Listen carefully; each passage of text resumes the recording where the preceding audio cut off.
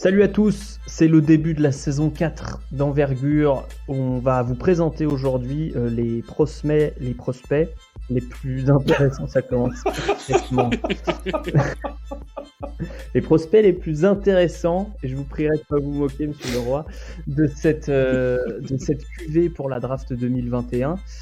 On les a pas encore beaucoup vus jouer, mais on a fait appel au druide, à Antoine Béranger, qui est de retour pour nous parler des prospects les plus intéressants de cette cuvée. Ben, évidemment, s'est également renseigné. Et puis, on a Romain qui est là, à la fois pour se moquer de mes difficultés d'élocution, Toujours. qui sont notamment bien documentées si vous écoutez les saisons précédentes. Mais c'est pas grave, hein, c'est pas ton métier non plus. Non, c'est pas comme si j'étais professionnel. Et et Romain qui va pouvoir nous parler des prospects français qu'on attend pour cette draft 2021. Alors ça sera sans doute moins haut que pour la draft 2020. Néanmoins, on a des chances de voir un ou plusieurs Français draftés, on en parlera. Pour le moment, générique, saison 4, épisode 1, c'est parti.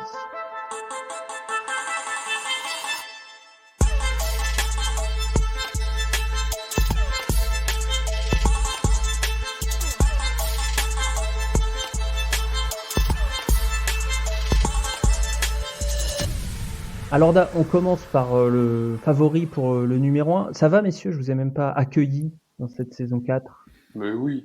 Tout se Ça va, perd, toi? tout se perd, c'est une catastrophe. Les bonnes manières, ma bonne dame. Ça va bien? Il n'y a plus de saison. Ouais. On accueille, on retrouve Antoine quand même. Ben, tu es content? Tu es ravi? Ben oui, absolument. Je m'ennuyais de sa douce voix de sorcier. Antoine qui a bien voulu venir dépanner, puisque ce sera désormais le dépanneur au saucisson. Voilà, c'est ça. Et puis comme il y a plein de gens que j'ai pu voir de les étés passés et qu'on n'a pas encore trop vus. Exactement. Tu les as vus, pour contextualiser, pour ceux qui découvrent peut-être le podcast, dans un championnat FIBA. C'était le U17? Alors il y en a certains que j'ai découvert au 19 l'été dernier, et il y en a d'autres comme Jalen Green que j'ai pu voir il y a 2 ans, 3 ans, je sais plus, en 17 America je crois, et en 18 America, peut-être avant, je sais plus. Ça fait longtemps. Donc des championnats FIBA d'été qui nous permettent de commencer à connaître les prospects avant qu'ils arrivent en NCAA, puisque trouver des matchs de high school en France, de lycée, un peu compliqué. On commence par le favori. Donc là, on va vous présenter vraiment les favoris pour les gens qui vont se battre pour le first pick, pour le podium de la prochaine draft. En tout cas, comme on le voit aujourd'hui, évidemment, ça peut changer pendant la saison. On l'a vu pour 2020. Mais le favori au first pick, c'est Cade Cunningham. Que peux-tu nous dire de son profil, Antoine, en quelques mots? On l'a vu, il joue à Oklahoma State, 2,01 m, et il joue plutôt avec le ballon en attaque.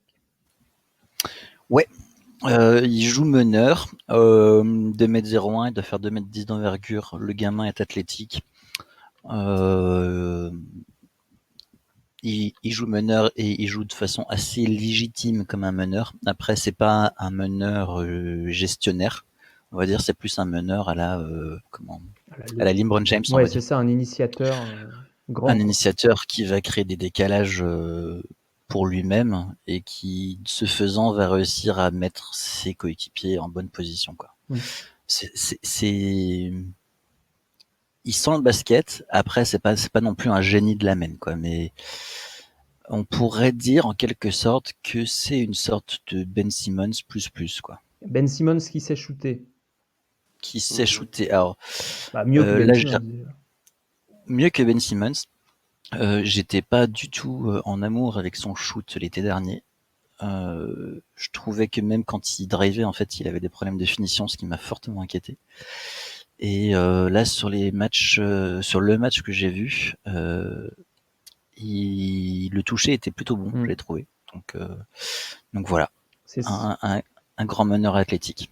C'est ce qu'on va observer cette année. En gros, si on devait définir les enjeux de l'année pour Cunningham, c'est est-ce qu'il va pouvoir shooter et est-ce qu'il va pouvoir créer avec régularité dans une équipe qui n'est pas pétrie de talent. Il y a du, il y a vraiment du talent. Il y a des joueurs à suivre, hein. Il y a le pivot canadien Moncrief, il y a Lake Ekele, ou Kili, que je sais plus comment ils disent les Américains. Bref, il y a un ou deux shooters. Non, c'est pas, franchement, c'est pas dégueulasse, hein, comme équipe. Non, mais c'est pas dégueulasse, mais je veux dire, c'est pas Gonzaga, dont on parlera plus tard. Ah oui, non, c'est sûr, ouais, c'est sûr. Il y a pas autant de QI basket. Voilà. Donc, les enjeux de l'année pour Cunningham. Je passe à Ben, un autre favori pour le top 3 de cette draft. On va parler de Jonathan Kuminga, Oui. qui va jouer en G-League cette année. Alors, comment va se dérouler la G-League? Ça, pour le moment, j'avoue que j'ai pas non plus cherché, mais je crois qu'il y a des incertitudes. Hein. Ouais, ben je crois que c'est une incertitude à savoir si la G-League va avoir lieu cette année tout court.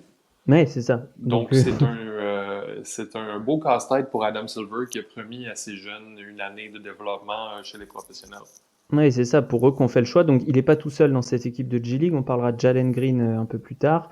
Mais lui, Jonathan Kuminga, c'est un peu le même profil que Cunningham, peut-être moins explosif, plus puissant et un peu plus lourd sur pattes, quoi. Il est gros, il paraît imposant. Ouais, ben de ce que j'ai ici, ces mensurations physiques varient d'un site à l'autre, mais j'ai eu beaucoup de sites qui sont à 6'8", donc 2,3 m si je ne m'abuse, et entre 210 et 220 livres. Donc c'est un gros bébé.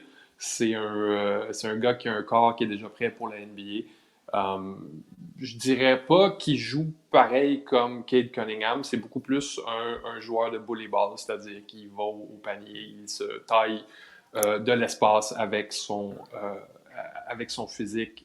Il n'est pas réputé pour être un grand passeur comme Cunningham, mais c'est vraiment un joueur qui, toute sa vie, était un peu un homme parmi les enfants, là, qui, était qui a réussi athlétiquement à dominer un peu tout le monde. Ce que j'ai remarqué en faisant un peu de recherche sur lui ce matin, c'est qu'en G-League, si G-League il y a, ils ont bien entouré les jeunes. Hein. Il va y avoir des vétérans dans l'équipe comme Bobby Brown, qui avait joué avec Houston et les Clippers, et Amir Johnson, Brandon Ashley, si vous vous rappelez de lui, à Arizona. Donc, ça serait intéressant de voir un joueur comme ça qui est très brut, qui est un athlète à l'état brut, qui est peut-être pas justement l'athlète le plus vertical au monde et le plus explosif latéralement, de le voir développer des outils, de le voir développer des outils plus fins qui vont lui donner une espèce de carte de visite à NBA, une espèce de longévité. Parce que pour l'instant, si Jonathan Kuminga n'est pas capable de dominer physiquement et de jouer un volleyball à la Carmelo Anthony, ce qui est clairement son mode d'emploi, qui est clairement son modèle, j'ai des doutes à savoir s'il va être un joueur aussi dominant en NBA. Mais c'est ça, pour l'instant, on voit beaucoup de pull-up, même beaucoup trop de pull-up à 3 points, des pull-up sur le baseline, beaucoup d'initiation à l'aide de jab step. Donc, ça fonctionne pour l'instant, mais je ne sais pas s'il ne développe pas des outils plus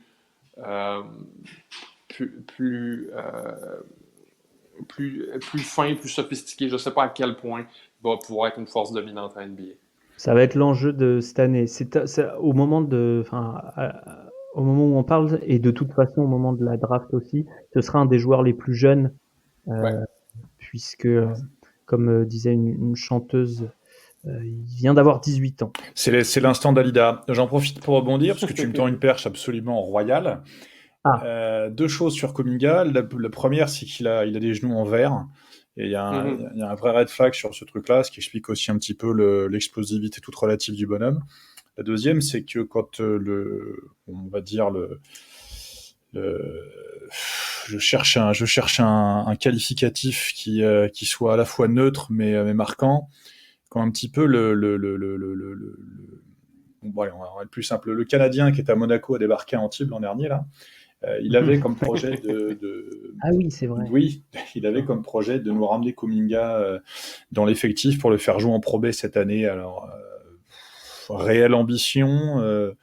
délire, nous ne savons pas, les enquêteurs n'ont pas pu déterminer le truc, mais apparemment, il y avait quand même une volonté, en tout cas, de l'entourage du joueur et des agents, si j'avais bien compris à l'époque, de tâter quand même la piste internationale, à l'instar de ce qui s'était fait. Alors bon, de là, le récupérer à Antibes, bien sûr, je pense qu'il y avait un delta, mais en tout cas, il était sur le marché international pour, on va dire, prendre un petit peu la température. Ouais, et du coup, il sera en G-League, si G-League il y a, puisque dans cette équipe, il y aura notamment avec lui Isaiah Todd, Daishen Nix, donc on parlera pas de ces deux joueurs ce soir qui sont vus un petit peu plus bas, et il y aura aussi Jalen Green, Antoine, qui est un arrière, on va dire, explosif, c'est peu de le dire. Ouais. Jalen Green, c'est assez cool, j'aime bien regarder, j'avoue. Poste 2, il doit faire un peu moins, 1m97. 96, je l'ai, je crois. 96, bon bah voilà, c'est pas mal. Scoreur pur, très très flashy, très athlétique. C'est plus athlétique que KD Cunningham, clairement. Tout en plus fin, tout en explosivité, quoi. En explosivité verticale. Voilà, je sais pas, c'est un athlétisme soft, on va dire, mais j'aime bien. Ça va beaucoup attaquer le cercle. Ça a pas peur du tout, jamais. C'est bien, parce que pour les joueurs fins comme ça, parfois au contact, ils n'osent pas trop y aller. Lui, il y va. Ouais. Qu'est-ce qu'on peut dire après? Le problème, c'est que c'est un pur produit du circuit américain, du circuit AAU et compagnie. Et il joue pour lui, c'est un joueur de playground, quoi. Ouais. C'est ça qu'on va regarder. Alors après, de ce point de vue-là, la G-League peut peut-être lui convenir, puisqu'on sait que c'est pas le championnat réputé pour être le plus dur, le plus serré au niveau des défenses. S'il joue. Voilà, c'est ça. Puis, bon, mais ça se développe, hein. Ceci dit, la G-League est de plus en plus sérieuse. Hein. C'est pas ce que c'était il y a 5-6 ans. Le projet globalement, j'en avais parlé, j'avais évoqué le truc vite fait avec Rémi, là, quand j'étais sur Bein. Le projet, je trouve, est très intéressant de la part de la NBA, parce que ça va permettre peut-être on va dire de limiter un petit peu certaines dérives sur certains prospects en les encadrant tout de suite. Si le truc se fait réellement, à savoir l'encadrement, le développement et la possibilité d'avoir l'équivalent d'une scholarship, en fait, d'une bourse pour étudier à côté, existe et se met en place de manière efficace, il y a vraiment je trouve un créneau à prendre pour la NBA, un vrai coup d'arrêt aussi sur certaines pratiques au niveau de la NCAA, sacs de sport et autres gourmandises dans le coffre, et effectivement une capacité d'encadrer les gamins qui peut être intéressante. C'est quelque chose à surveiller, parce que finalement on se rend compte que c'est un modèle qui se fait qui existe maintenant dans pas mal de ligues et de championnats, où au final on regroupe des gamins pour les faire jouer et pour les développer. C'est toujours très intéressant. Qu'il était lourd, ce sac Adidas dans le coffre de la Kangoo bleue garé sur le parking. Ce cher Bill a eu énormément de mal à le descendre, d'ailleurs. Il a demandé à des gros bras de le faire. Nous n'avons rien dit de ce. D'ailleurs, toute ressemblance avec des personnes réelles est totalement fortuite. Bien sûr. Et parenthèse, si vous cherchez à vous loger dans la région de Memphis, dans le Tennessee, on connaît des déménageurs. Des déménageurs, voilà. Il peut y avoir des déménageurs, également une aide au logement. Donc pour les gens qui seraient un petit peu en difficulté ces temps-ci, n'hésitez pas à contacter. La cave de Memphis, c'est quelque chose. Si vous êtes sur la route de Memphis, hommage. Ouais, bien sûr. RIP. Pour finir sur Jalen Green, Antoine, qu'est-ce que tu attends de lui cette année? Alors, on réfléchit à comment on va observer les matchs de G-League, puisqu'on a déjà beaucoup de matchs à regarder en NCAA, mais à quoi les scouts vont être attentifs pour savoir s'il sera plutôt top 3 ou plutôt seulement top 10 de cette draft? S'il veut confirmer, il faut continuer à montrer les mêmes dispositions athlétiques, etc. Pour moi, j'ai vraiment mon top 3. J'ai 3 joueurs que j'aime particulièrement dans cette classe. C'est vraiment la troisième roue du carrosse, quoi. S'il veut vraiment progresser, il a intérêt à apprendre à jouer au basket. Collectivement, tu veux dire. Ouais, c'est ça. Pour l'instant, il peut faire gagner son équipe de playground, mais faut qu'il puisse faire gagner une équipe de basket, quoi. C'est pas la même chose et il a tous les outils pour réussir. Alors, c'est certainement celui qui a je le ne plus veux pas gros être potentiel. pessimiste, hein, bien sûr, mais quand on commence à vouloir apprendre à jouer au basket à un athlète arrivé à 20 ans comme ça, c'est 19-20 ans, c'est quand même, on n'est pas loin du sacerdoce, hein. Bon, après, c'est peut-être un peu exagéré de dire qu'il sait pas du tout jouer au basket. Non, mais dans un contexte 5 contre 5 organisé, c'est compliqué. Après, c'est un joueur qui, sur du jeu assez ouvert, sur du jeu tout terrain, de la course, des choses comme ça, à partir du moment où il est la ligne droite, c'est très compliqué, hein, de stopper ces mecs-là. Mais quand ça va devoir jouer demi-terrain un petit peu plus ou sous contrôle, il y a un chantier énorme. Il y a un nom qui monte de plus en plus comme candidat au top 3 de la draft 2021. Du côté de Kentucky, Brandon Boston Jr. ou BJ Boston. On ne sait toujours pas comment il faut dire. Ben, Oui. présente-nous ce joueur que le béotien devant, et il n'aura pas tort d'ailleurs, devant son écran, comparera à un Brandon Ingram du fait de la longueur et de la finesse des os, on va dire. Mais c'est pas tout à fait le même joueur. Mais c'est le même poste. Ouais, là, non. Et les cheveux aussi. Je crois qu'il y a beaucoup de référents assez faciles pour le rattraper à Brandon Ingram.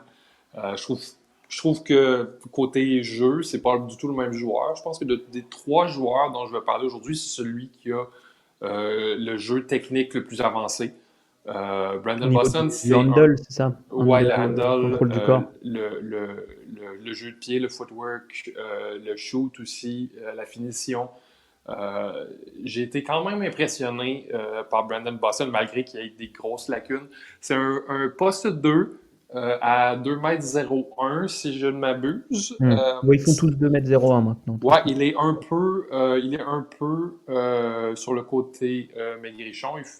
J'ai ici 185 livres, mais quand même assez solide au contact. Il a fini contre Richmond au contact plus qu'une fois. Un scoreur pur, un gars qui peut créer pour lui-même, qui a fait. Je pense que le highlight de lui qui se tape un step back dans le visage de sa couverture a fait le tour d'Internet.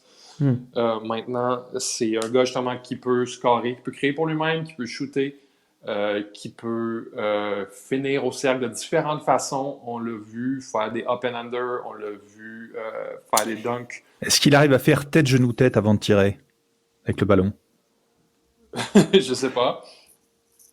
Une vraie question. Et une figure de patinage? Bah oui, tu fais ballon sur la tête, ballon sur le genou, ballon sur la tête, comme quand tu fais des horses. Très dur à réaliser, ça. Mais je sur quoi pensais tu que c'est une l'attends, Ben, au expression, niveau de... je pensais que c'est une expression française. Ah non, c'est une connerie. Mais non, ça justement, j'ai été très très impressionné.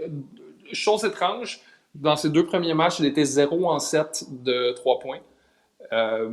Mais personnellement, moi, je vois rien de mauvais dans son tir. Il a une bonne élévation. Son release est vraiment très haut.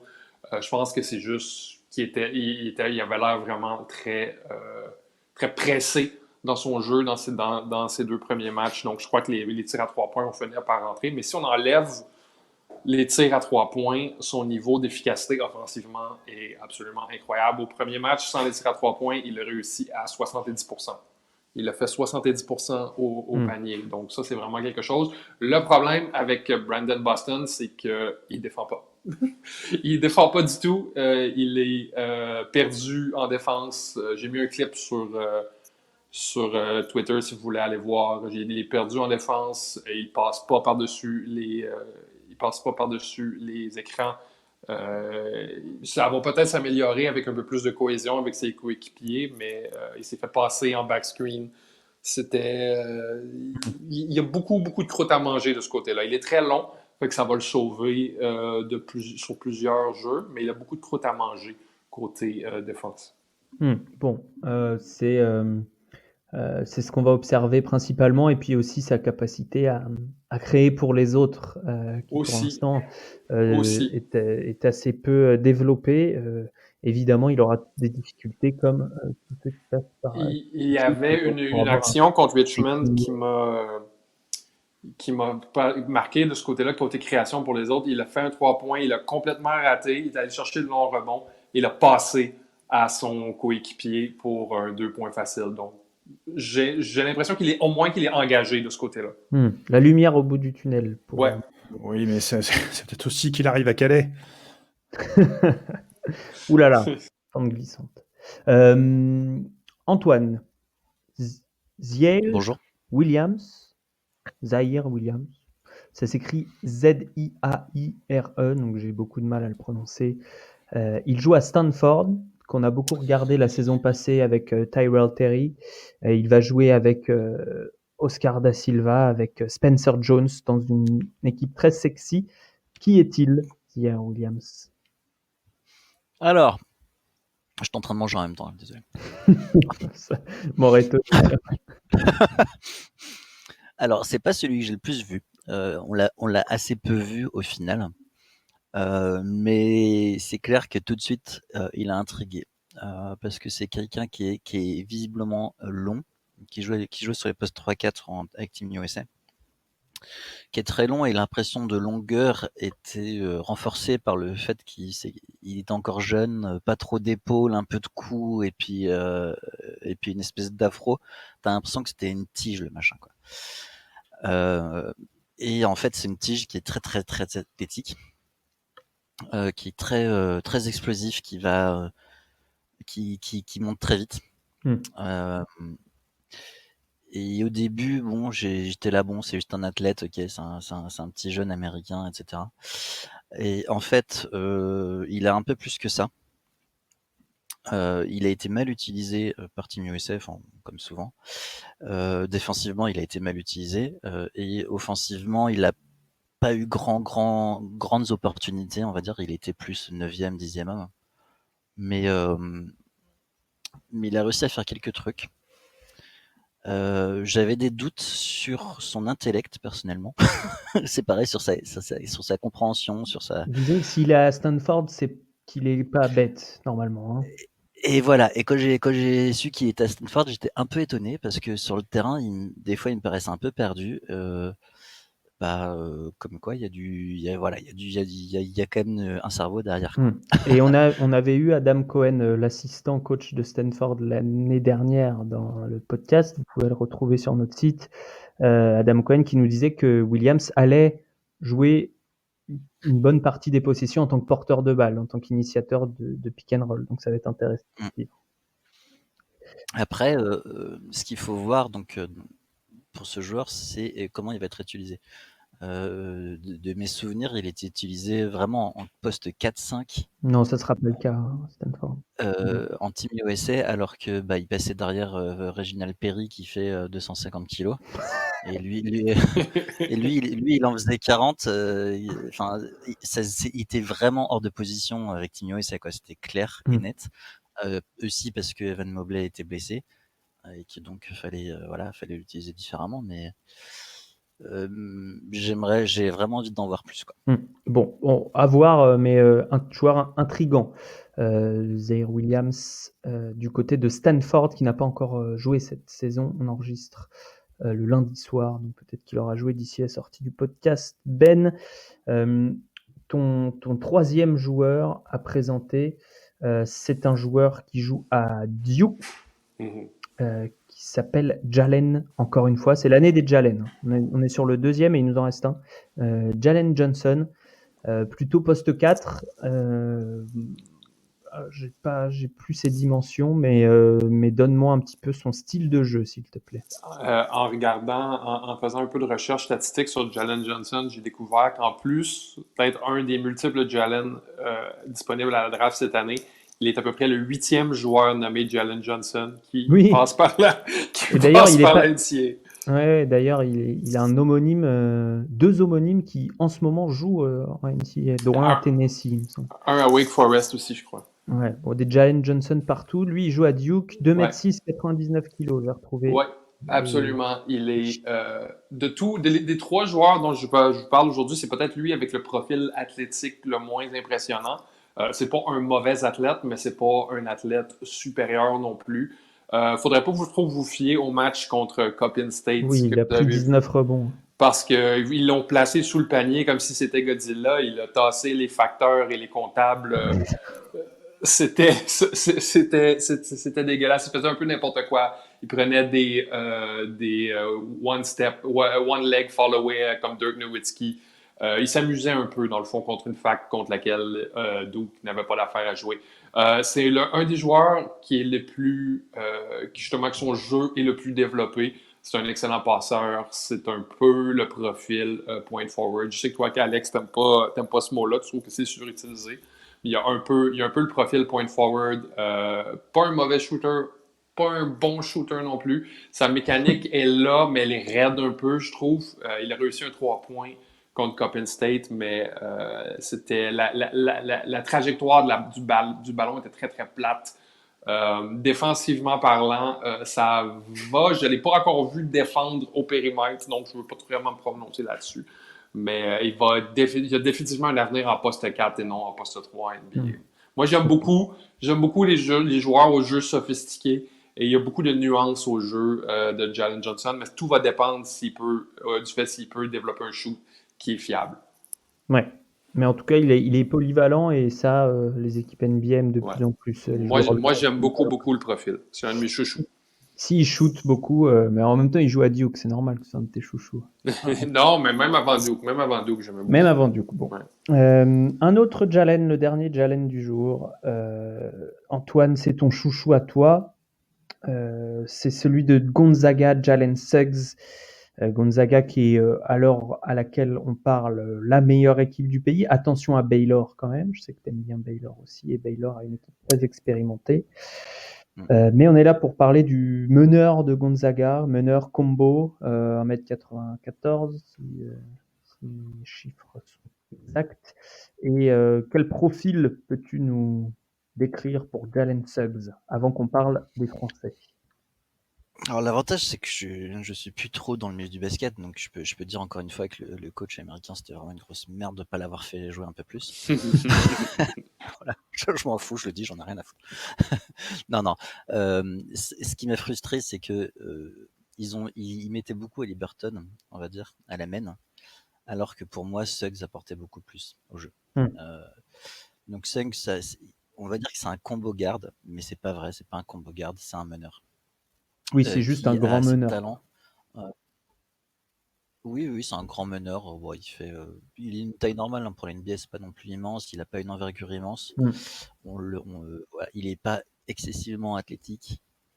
On l'a vu il y a pas longtemps louper un dunk. Ouais, il est quand même assez athlétique. Il est pas non athlétique. Oui, c'est pas Jalen Green, c'est pas Cade Cunningham, voilà. C'est pas Zaire Williams, ça c'est clair.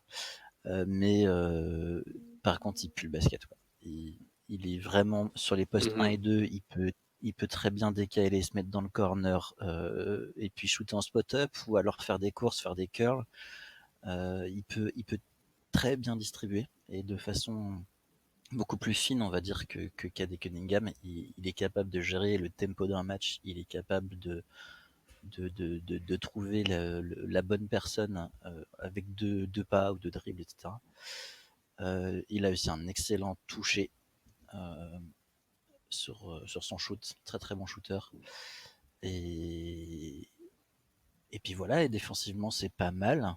C'est pas le défenseur du siècle, mais c'est pas mal. Il manque de longueur pour être vraiment excellent en défense, mais il a les bonnes attitudes.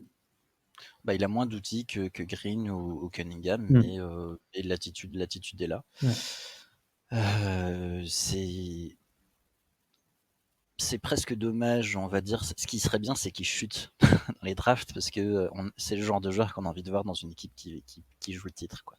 Et il va peut-être faire gagner son équipe, pourquoi pas. Mais il lui faudra des bons joueurs à côté qui sont capables de créer, qui sont capables de shooter, et il va avoir ça cette année à Gonzaga. Ça va être assez chouette de le voir feed notamment Drew Timme et Corey Kispert, qui sont assez intelligents aussi dans le jeu. Exactement, et avec le Frenchie Joel Ayayi sur le backcourt de cette équipe de Gonzaga.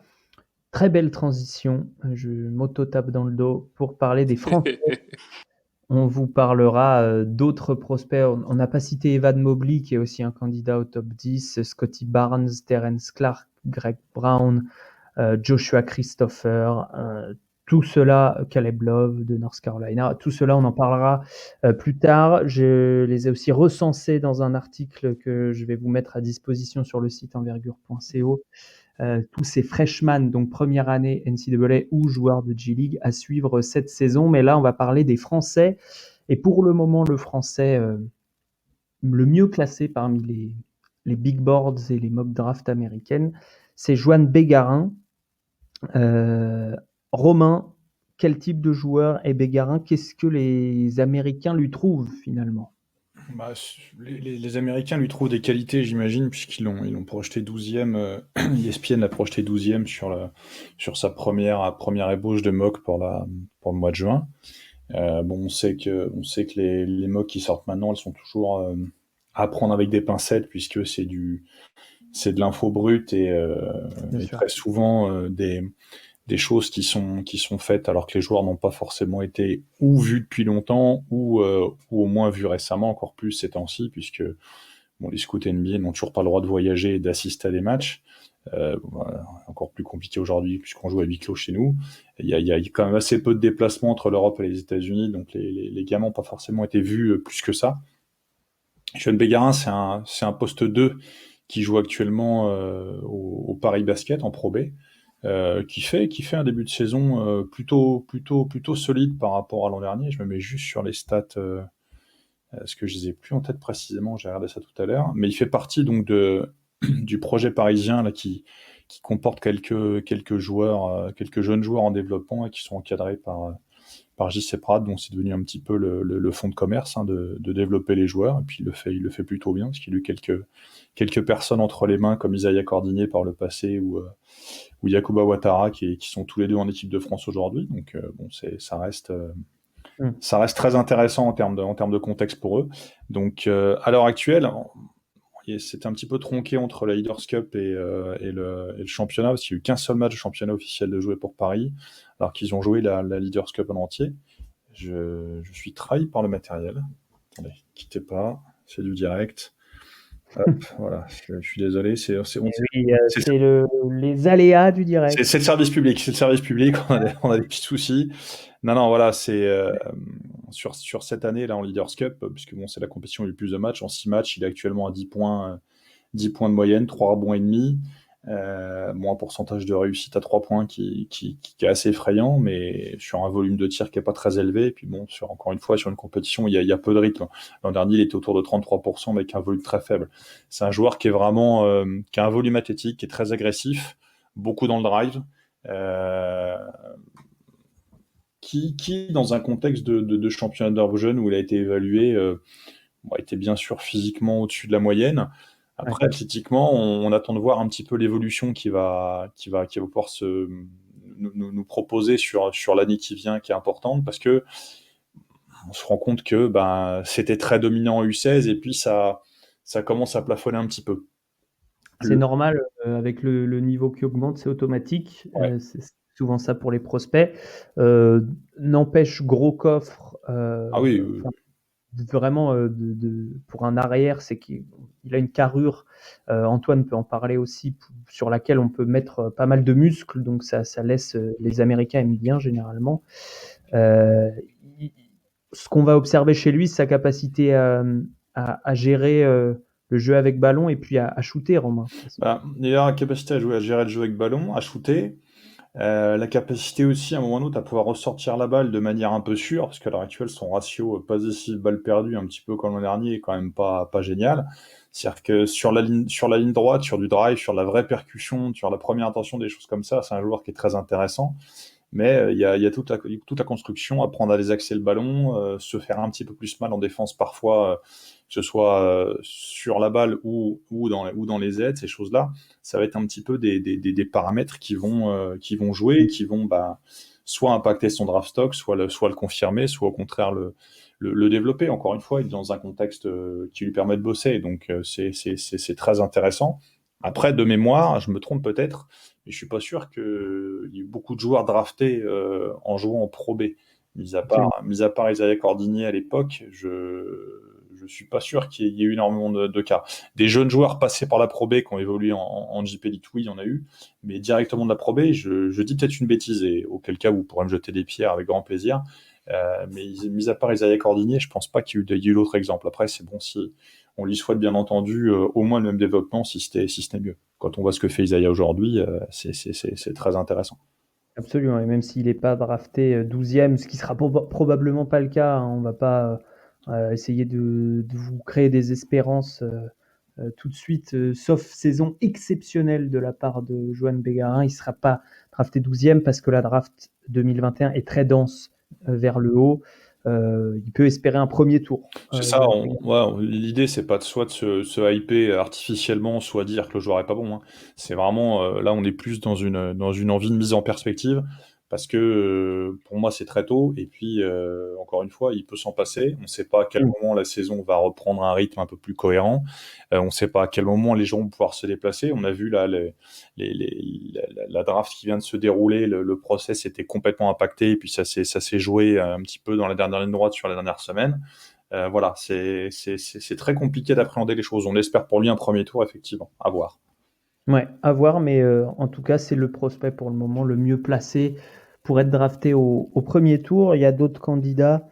Un autre 2002 déjà, Romain, Matthew Strazel, même si le début de saison est compliqué pour lui. Ouais, le début de saison est un peu compliqué. Il a été très exposé l'an dernier, assez rapidement, dans un contexte un petit peu différent à l'Asvel qu'il l'est cette année. Cette année, il y a un petit peu plus de difficultés sur les résultats en début d'année, donc inévitablement, dans ces cas-là, c'est souvent les jeunes joueurs qui entre guillemets en pâtissent, sans que le terme en pâtisse soit péjoratif, hein. Il y a des priorités, et quand on doit gagner les matchs, le développement malheureusement ne peut pas toujours en être une. Donc c'est ce qui explique que jusque-là Mathieu joue moins. Après, ce sera un profil différent. Moi, je pense qu'on est clairement dans un joueur qui peut avoir une très belle carrière en Europe, parce qu'il y a des choses dans son développement qui tendent vers ça. Mais c'est pareil. Est-ce que ça peut pas se glisser sur un deuxième tour? Je pense que ce sera peut-être objectif pour lui. Je dirais dans les temps à venir, à voir selon ce qui va se passer cette année. Mais en tout cas, pareil, c'est quelqu'un qui a déjà montré des choses dans un registre totalement différent de Bégarin. Poste 1. Pour ceux qui ne le connaissent pas, profil poste 1, clairement, même s'il n'est pas forcément pass first. C'est ça, il est plus dans le scoring et capable d'avoir une efficacité réelle sur un temps court. Donc c'est ce qui fait que l'an dernier, il a eu des minutes à des moments où Théo Malédon était en délicatesse avec son épaule, et parfois donc encore pas totalement remis. Donc c'est ce qui explique aussi qu'il ait pu s'exposer dans le contexte de l'Asvel, où l'équipe a très vite gagné les matchs en Euroleague l'an dernier, donc ce qui lui a permis de briller un petit peu.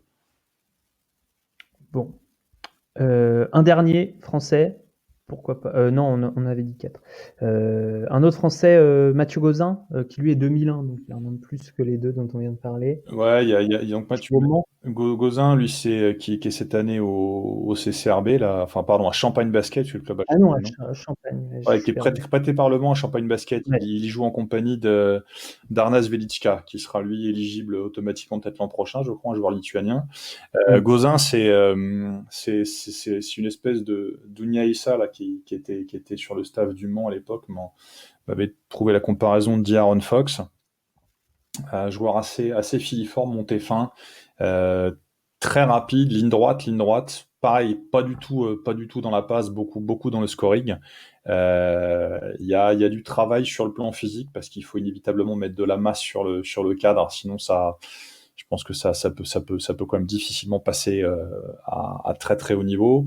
Et puis il y a un apprentissage à faire autour, dans le fait de pouvoir faire jouer, etc. Mais il y a des qualités offensives et de vitesse réelles. Donc pareil, un joueur à suivre. Est-ce que c'est pour cette année? Est-ce que c'est pour l'an prochain? Pareil, hein, ça va être un petit peu le jeu des agents aussi, qui vont déclarer, tester, voir la température. Voilà, là on vous plante le décor avec les joueurs qui pourraient y aller. Évidemment, on n'est pas au courant encore des enjeux dans 7 mois, puisque la draft ce serait dans 7 mois, voire 8 mois. Et puis il y a le ouais, vas-y Ben. Malcolm Casalon, il ne déclare pas cette année, vous croyez? Ah, on pourra en parler plus tard. On en parlera à l'occasion, mais si tu joues, parce qu'il joue pas en France.